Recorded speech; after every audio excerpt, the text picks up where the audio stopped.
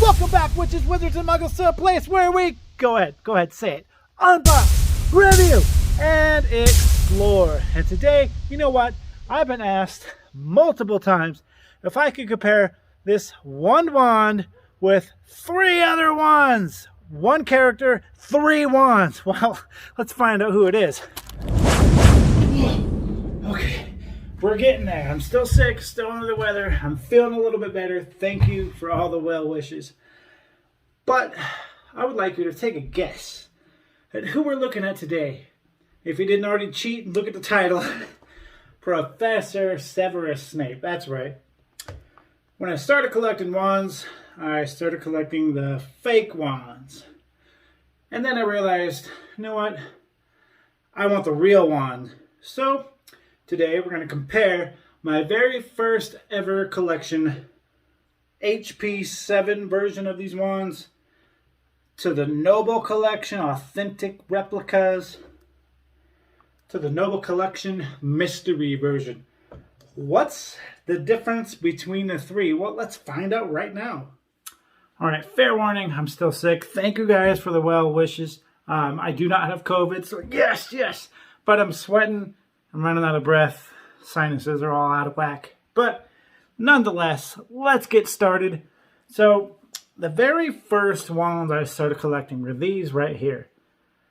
The HP7 versions. And these are actually the HP7 Part 2. But these are knockoffs. But just look at the art on these boxes. The artwork on here is amazing. And it was obviously enough to get me to collect every one that these guys made at the time.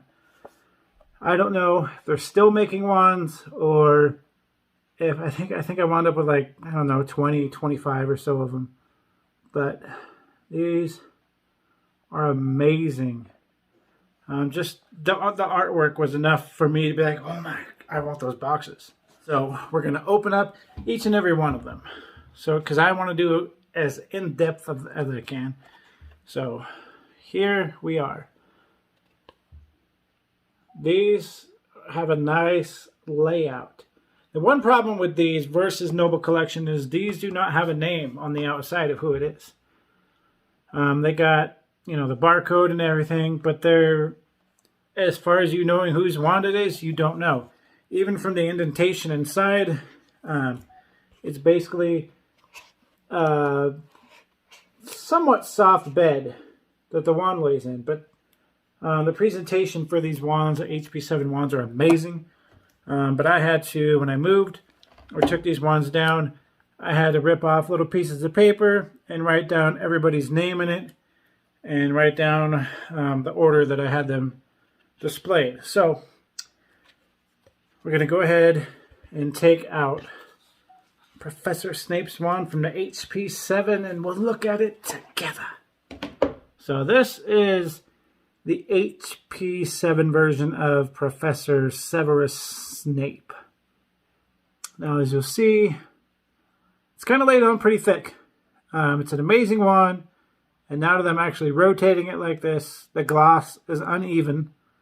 See right there, it's super glossy. Not so much right there. And you could see the varnish. Put it on too heavy.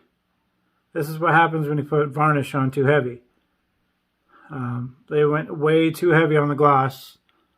But the details in the ruins, or whatever these designs are, they're here.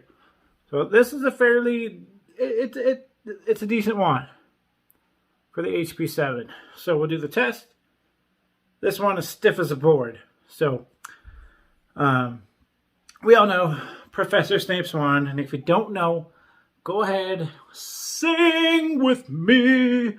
Unknown length, unknown wood, unknown core. We could seriously make a song out of that. But, you know, these muggles I live with have these weird Stanley Center Scale 25.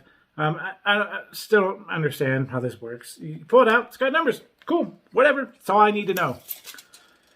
So we will see what the HP7 version of Severus Snape's wand is, and it is 13 3/8 right here.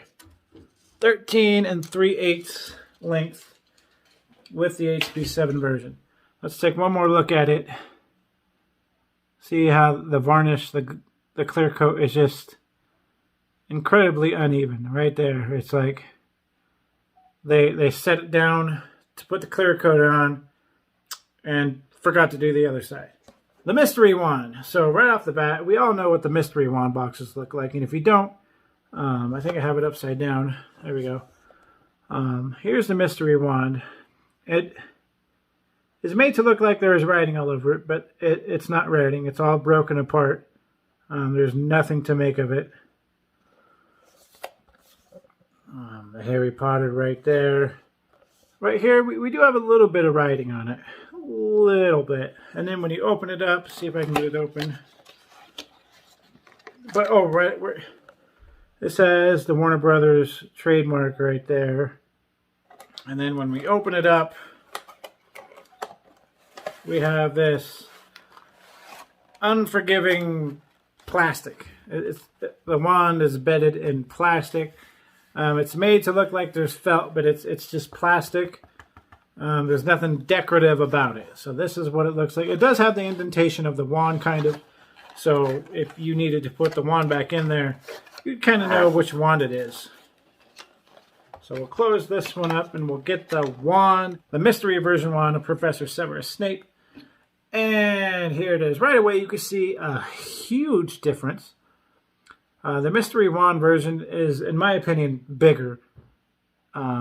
It's less glossy though, but it does look a lot shorter. And this one has the trademark stamp on it right there. 2020. So we'll go back to the HP7. I don't know if you noticed. 0 stamp. So 0 stamp in the HP7 version. And the mystery wand version, it's got a different shape to it too. And this is plastic. Flexes a lot. The HP7 is made of resin, just like the Noble Collection, which we have right here. And don't worry, I will be comparing all of these side by side. And so here is the Noble Collection version. And right there, boom, right off the bat, Professor Severus Snape. So when you go to put the wands back in their boxes, for whatever reason, you don't have to second guess which wand is which. That's the other problem with the mystery wand boxes is, you know, they're mystery wands, but not anywhere on the inside does it even say who it is. You do have the die-cast icon with the mystery wands, but we are talking strictly about the wands. So this one has a sleeve on it. It's personal preference, which one you'd like. Some of the boxes are different colors. This one's a little bit harder to open because you do have to, you know, slide it open, and it is on there pretty tight.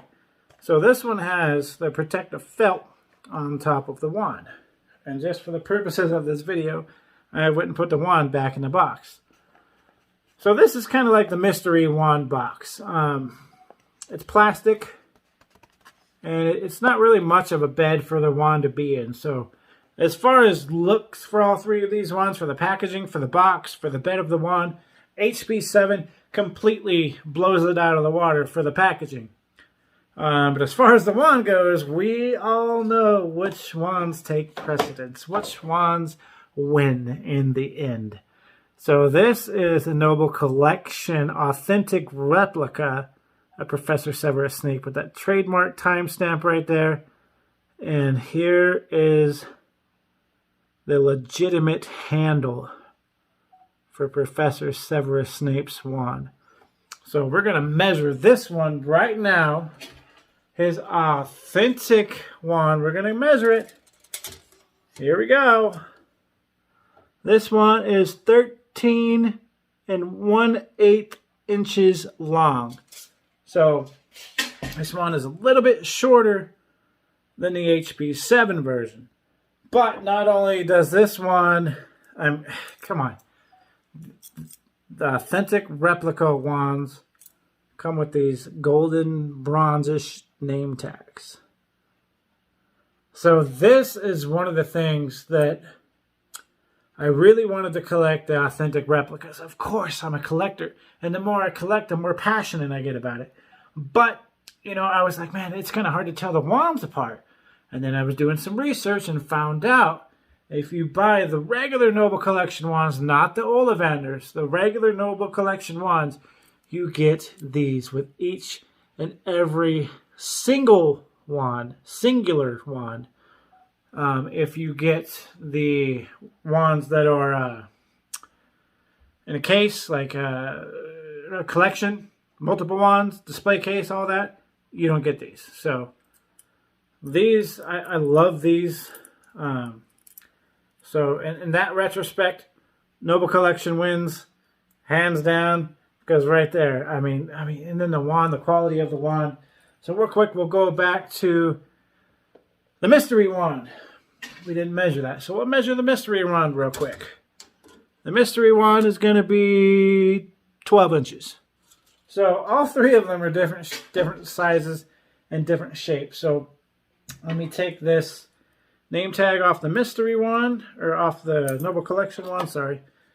And we will compare them all side by side. Here we have Noble Collection. Here we have mystery wand. Here we have HP7. So let's see if I can show you them all at once. So keep in mind, Noble Collection, mystery, HP7 right here at the end. So notice the immediate difference with the HP7 and the mystery and the Noble Collection. So the mystery and the Noble Collection, even though the Noble Collection right here is resin and the mystery is plastic, they both look pretty identical in their colors. And then you got the HP7 over there showing off its glossiness, and also the shape. So we'll take HP7 and Noble Collection, fake versus 100% authentic. So here we go, side by side. The size difference. So first off, if you notice the handle, look at the handle on Noble Collection. It's not round, right? It's long right here, narrow right here. So it's kind of flatter on the top. So if we take a look at HP7, completely round. And it honestly looks like garbage, just because they put the varnish on too heavy right there. And the glossiness makes it feel like a toy. So this is all the differences between the three of these wands. Let me get you a closer look really quick, just so that you can get a better picture with them all side by side. So here we have the HP7, which was pretty close to 14 inches, the longer of the three wands. But the presentation that they put into this wand is, it blows the others away. But here we have the Noble Collection. Right off the bat, the wand is a lot more subtle. The markings on the handle are more clear. The finish is a lot more consistent. I don't see any blemishes in it. You got the name of the professor on the wand, and you got the name tag at the end. And we skip down to the mystery one, and you can see right off the bat, it's bigger. It's plastic, and it's shorter. It's the shortest of all the wands, but you do get the little extra with the mystery wands right there. And now we have them all side by side. So we have from left to right, Noble Collection, mystery wand, HP7. Right off the bat, you can see the difference. See the difference in the markings? Look at that. Compared to these two, that's garbage. So as you can see, the Noble Collection and the mystery wand is still Noble Collection, as you can see by the distinct markings on it and the nice coloring. So there's a distinct difference in size and color and shape by all three of them. Alright, so now we've talked about all three different versions Professor Snape's wand. Now let's talk a little bit about the man behind the wand. So, Professor Severus Snape. I'd say he had a rough life. So, he kind of grew up. He was pretty much bullied on, picked on, and it's well known that he was in love with Lily Potter. But then James came along, and James, in today's terms, James was kind of a bully, kind of like maybe a jock. So he thought he was really into himself and everything, and he tried to impress his friends. And he always poked fun at Severus. And, so Severus grew up to resent James Potter. And the whole event leading up to the death of the Potters, when Wormtail wound up being the secret keeper. He betrayed Lily and James. He betrayed all of them, the Potters, to he who must not be named. I've told this story before in other videos, but when he who must not be named walked into the house, they were unarmed. They did not have their wands on their person for whatever reason. That's like elementary. Do not walk around without your wand. If you think you're safe and comfortable, that's when you're going to get into trouble. And that's what happened with Lily and James Potter.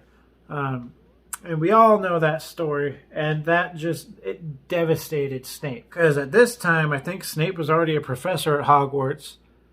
And when he fell in love with Lily, it was before they went to Hogwarts. So they were just little kids. And he went to Dumbledore and asked Dumbledore to protect them. And he'll do anything. So Dumbledore made him turn spy. Snape, at the time, was in cahoots with the Dark Lord. So, the thing that Dumbledore asked him in return was to be on their side, Dumbledore's side.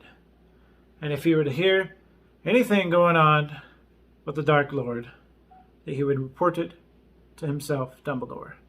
And he was to protect Harry Potter at all costs. I don't know if a lot of people know this, but that's the story right there. So when Harry Potter came to school, Snape was really resentful of him. Snape, he saw James. He saw James and Harry. Show off, no good, plays against the rules, and he arrogant, no good. So he saw James through and through. But at the same time, he had to protect Harry because he had Lily's eyes. And he had to keep being reminded that. So, a couple other facts because that could go on for a long time. So, a couple other facts we got going on here was he was brilliant at spells. He made a lot of spells. One of them was Levicorpus. I don't know all the wand movements, but Levicorpus. It would dangle whoever you were using it against upside down by their ankle, and I think it would pull their pants down too. He did that on James a lot, and then James in turn used it on him. So James was a big bully. Snape just tried to play the upper hand, like, hey, I can do it too.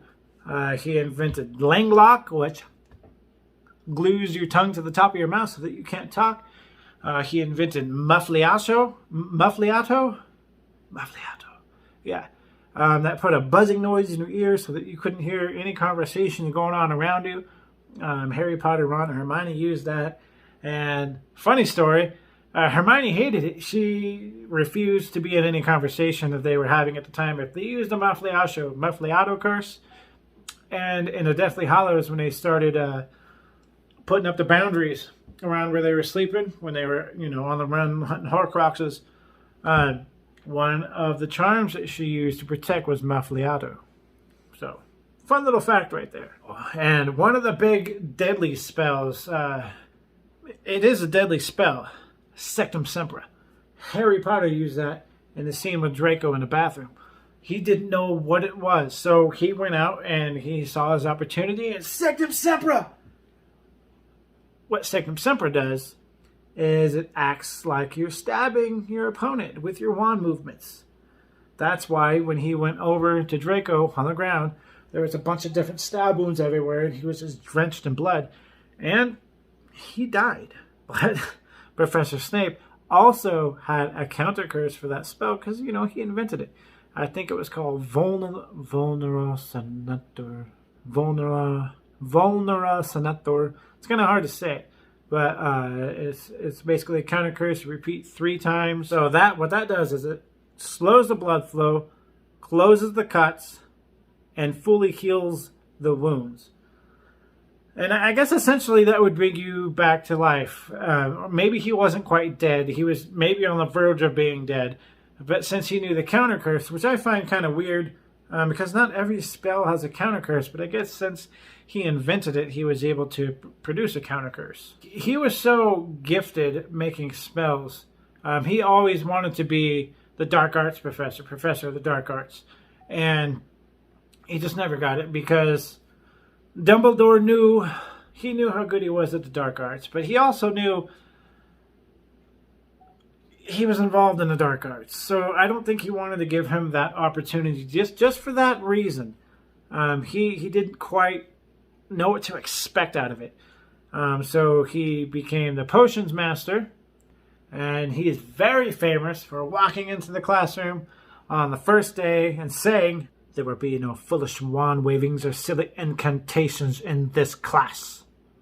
So Snape, he was a dead serious person. Another one of his famous lines, he's reprimanding Hermione, because Hermione, know-it-all. And 5 points from Gryffindor for being an insufferable know-it-all. Snape's character is very, very complex. Everybody thinks he's out to get Harry Potter. Everybody thinks he's a terrible teacher, but when you get down to the nitty-gritty of it, what he gave up and what he decided to do, basically betray the Dark Lord to be on the side of Dumbledore. He's a Death Eater turned spy.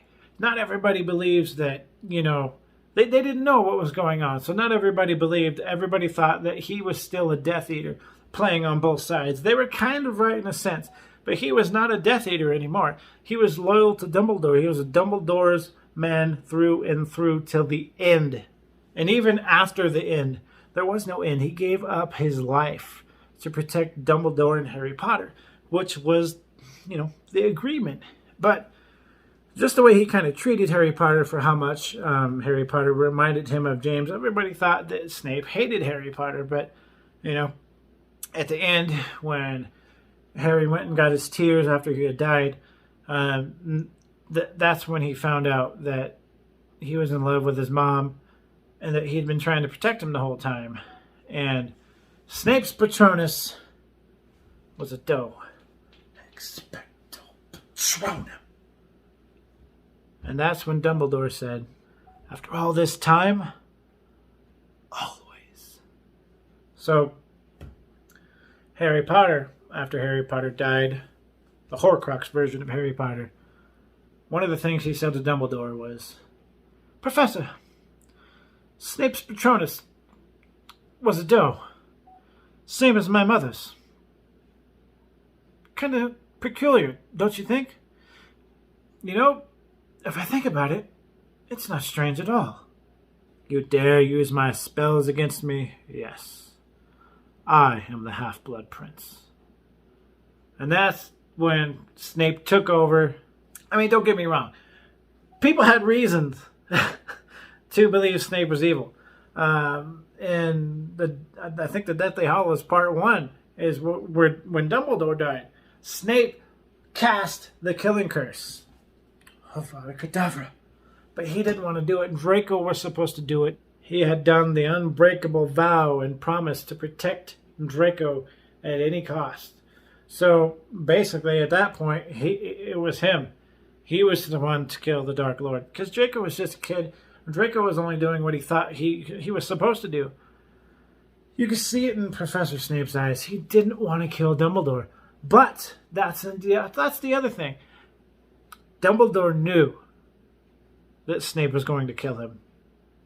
He knew that the Dark Lord had told Draco to kill him, and if he should fail, Snape would be the one to kill him. And he said, it's you, Snape. You have to be the one to kill me. They had talked about it. Professor Dumbledore was already dying, trying to hunt the Horcruxes. He had put on Marvolo Gaunt's ring, and it started this curse all the way through his arm, and it was basically killing him from the inside out. So even then, it looked like Severus Snape was a horrible person for doing that. But no, he was doing Dumbledore a favor. He was doing what was agreed upon. And then he became professor. He became headmaster of Hogwarts. So he had a couple of accomplishments. He was in the Order of the Phoenix. He was the headmaster. He was a potions master. In the end, he was a dark arts teacher. And then he gave the ultimate sacrifice, his own life. So anyways, that's a little bit about Severus Snape, and I hope you guys enjoyed my 3-1 review of Severus Snape. And I hope you guys enjoyed my little ramblings of Severus Snape. I can't believe how long I rambled, so let's wrap this up right now. Alright, so I hope you liked that comparison of the 3 wands. The HP7 fake wand, the Noble Collection 100% authentic, and the Noble Collection mystery wand. This is still authentic, even though it's a cheaper version. This one will set you back about $12. This one will set you back about $13.99, I think. And this one sets you back, I think, about $35. But I wanted to show you guys the differences, and I wanted to tell you a story about Snape. And I hope I did everything justice. And if you got this far, thank you for listening to the ramblings of an old man. And until next time, everybody, no!